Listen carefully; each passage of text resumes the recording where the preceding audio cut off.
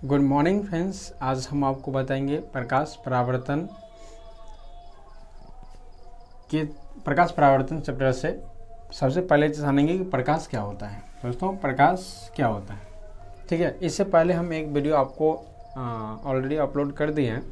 उसमें हम आपको बताए हैं प्रकाश की के प्रकार, प्रकाश प्राकृतिक संबंध में सिद्धांत और उनके सिद्धांत की परिभाषाएं, ठीक है।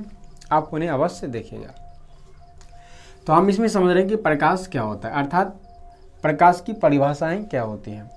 तो दोस्तों, प्रकाश वह भौतिक कारक है जिसकी सहायता से हम वस्तुओं को देख सकते हैं, अर्थात देखते हैं, प्रकाश कहलाता है। दोस्तों, क्या अगर हम बात करें तो हम अभी आपको पढ़ा रहे हैं, तो हमें क्या ये सारी चीज़ लिखा हुआ दिखाई दे रहा है। अचानक अगर प्रकाश से बल्ब मतलब बिजली कट जाए तो क्या हो जाएगा, ये दिखाई नहीं देगा, और दिखाई नहीं देगा तो हम पढ़ा भी नहीं पाएंगे, है ना। तो क्या होगा ना कि यहाँ जो है ना, प्रकाश की हमें बहुत आवश्यकता है पढ़ाने के लिए, कोई काम करने के लिए, या फिर किसी चीज़ को देखने के लिए।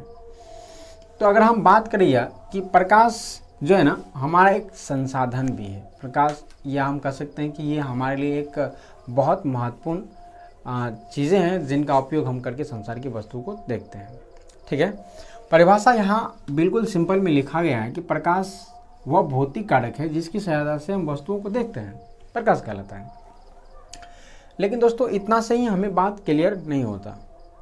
प्रकाश कहने का मतलब वह जो संसार की किसी वस्तु को देखने के लिए ना हमें आवश्यकता हो, जिनकी हमें आवश्यकता हो, प्रकाश कहलाता है। प्रकाश जो होता है ना दोस्तों, हमेशा सीधी रेखा में गमन करता है। हाँ, लेकिन एक शर्त है, क्या कि प्रकाश जब सीधी रेखा में गमन करता है तो वह होता है समांगी माध्यम। अब ये क्या होता है माध्यम, तो आप बस इतना भी समझ लीजिए कि माध्यम कैसा होना चाहिए प्रकाश को सीधी रेखा में गमन करने के लिए। तो माध्यम होना चाहिए समांगी, विसमांगी नहीं, एक समान माध्यम ही होना चाहिए, ठीक है ना। तो वह तो प्रकाश क्या करेगा, सीधी रेखा में गमन करेगा। आप इसे नोट डाउन कर लीजिएगा। एग्जाम में कई बार पूछा जाता है और पूछा गया भी है कि प्रकाश किस तरह गमन करता है, ठीक है। तो आप ध्यान रखिएगा, प्रकाश समांगी माध्यम में और सीधी रेखा में गमन करती है, ठीक है ना। उसके बाद हम समझते हैं कि प्रकाश स्रोत क्या होता है। प्रकाश स्रोत, अगर हम इनकी बात करें, सोर्स ऑफ लाइट की, तो दोस्तों प्रकाश जो है ना, जिस वस्तु से प्रकाश निकलता है, जिस वस्तु से प्रकाश निकलता है या निकल रहा होता है, उसे हम प्रकाश का स्रोत कहते हैं। जैसे क्या कि अगर हम बात करें सूर्य की, तो सूर्य से प्रकाश निकलता है और हमारा सूर्य जो है वह प्रकाश का स्रोत है। जलता हुआ बल्ब भी हमारा प्रकाश स्रोत है, क्योंकि ये जब तक जलते रहता है तब तक हमें प्रकाश मिलता है, ठीक है। तो ये भी हमारा क्या हो गया, प्रकाश स्रोत हो गया। जलती हुई दीप भी हमारा क्या हो गया, प्रकाश स्रोत है। जलता हुआ मोमबत्ती हमारा क्या हो गया, प्रकाश स्रोत हो गया। इस प्रकार से जितने भी जल रहा है ना, जिनसे प्रकाश उत्सर्जित हो रहा है, वह हमारा प्रकाश स्रोत कहलाएगा। अर्थात क्या कि प्रकाश की परिभाषा, प्रकाश स्रोत की परिभाषा हम देखें तो हम कह सकते हैं कि जिस वस्तु से प्रकाश निकलता है उस वस्तु को प्रकाश का स्रोत कहते हैं, ठीक है ना। जैसे सूर्य हो गया, जलता हुआ दीप हो गया, जलता हुआ मोमबत्ती हो गया, जलता हुआ बल्ब हो गया, etc। ये सारा चीज़ क्या है, प्रकाश स्रोत है। अब अगर हम प्रकाश स्रोत की प्रकार की बात करें तो प्रकाश स्रोत के दो प्रकार हैं। एक मानव निर्मित प्रकाश स्रोत, जिनको मानव ने बनाया, और दूसरा प्राकृतिक प्रकाश स्रोत, जिनको प्राकृतिक ने बनाया।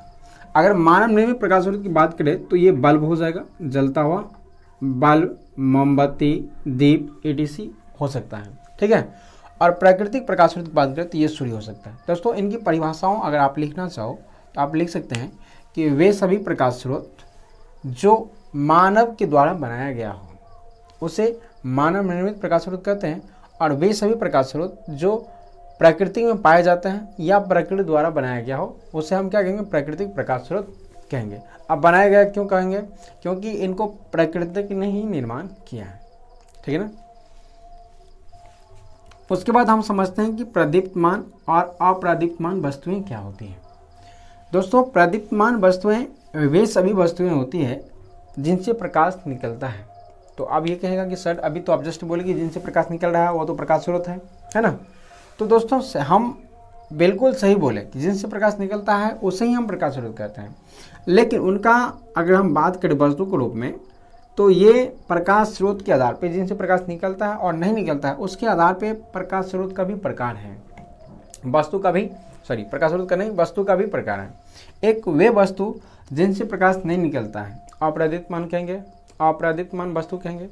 और एक वे वस्तु जिनसे प्रकाश निकलता है अर्थात प्रदीप्तमान वस्तु है। तो हम इनकी परिभाषा भी बहुत सिंपल में दे सकते हैं कि वे सभी वस्तुएं जिनसे प्रकाश निकल रहा होता है या निकलता है या उत्सर्जित होता है उसे हम प्रदीप्तमान वस्तु कहेंगे, जैसे सूर्य, जलता हुआ बल्ब इत्यादि। ठीक है। और वे सभी वस्तु जिनसे प्रकाश उत्सर्जित नहीं होता है उसे हम क्या कहेंगे, उसे हम कहेंगे अप्रदीप्तमान वस्तु कहेंगे। अर्थात क्या, टेबल, जैसे में टेबल, कुर्सी, पुस्तक इत्यादि। ठीक है। अगला हम देख रहे हैं कि प्रकाश का प्रकीर्णन किसे कहेंगे।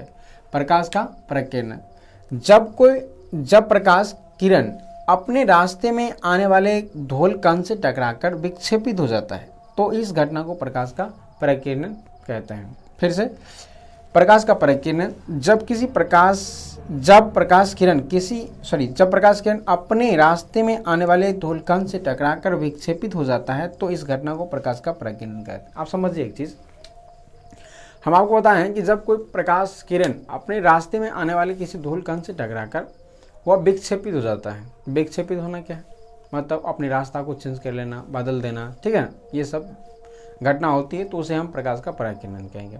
लेकिन दोस्तों इतना आसानी से प्रकाश प्रकीर्णन हम परिभाषा तो रट सकते हैं, लेकिन अगर अच्छे से समझना है तो हमें कुछ चीज़ों और याद रखना पड़ेगा। क्या, जैसे कि हम यहाँ लिख रहे हैं, जैसे हमारे पास कुछ चीज़ें हैं, जैसे मान लेते ये हमारा दीप है। ड्राइंग तो करने नहीं आता दोस्तों, ठीक है ना। ये दीप से निकल कर प्रकाश किरण क्या होता है, किसी अप्रदीप्तमान वस्तु पर पड़ता है। देखिए ऐसे पड़ेगा तो ये क्या करेगा, इस वस्तु को, प्रकाश किरण को सीधे तो जाने नहीं देगा। तो ये क्या करेगा, इनसे टकरा करके इधर थोड़ा इधर, कभी इधर, इस तरह से बढ़ जाएगा, यानी बिखेर जाएगा। तो ये प्रक्रिया ही प्रकाश का प्रकीर्णन कहलाता है। फिर सुनिएगा, हम इनको कैसे बोल सकते हैं कि यदि किसी प्रदीप्तमान वस्तु से प्रकाश निकलकर या किसी प्रकाश स्रोत से प्रकाश निकलकर किसी अप्रदीप्तमान वस्तु पर पड़ती है और तो वह अप्रदीप्तमान वस्तु प्रकाश को कुछ मात्रा में ग्रहण कर लेता है और बाकी बचे प्रकाश को चारों ओर बिखेर देता है, तो बिखेरने की इस प्रक्रिया को प्रकाश का प्रकीर्णन कहते हैं। अगर आपको वह परिभाषा, अगर हम जो अभी बोले, अगर ये पसंद है तो आप ये लिखिए, अन्यथा ये परिभाषा आपके लिए ज़्यादा बेटर है और इसे ही आप ध्यान रखिए। ठीक है दोस्तों, आशा करते हैं हम जो अभी तक आपको बताए हैं आपको समझ में आया होगा। दोस्तों अगर समझ में आता है तो हमारे चैनल को सब्सक्राइब कीजिए, वीडियो को लाइक कीजिए और अपने दोस्तों के साथ शेयर भी ज़रूर कीजिए। आज के लिए बस इतना ही दोस्तों। Thank you and thanks for watching this video.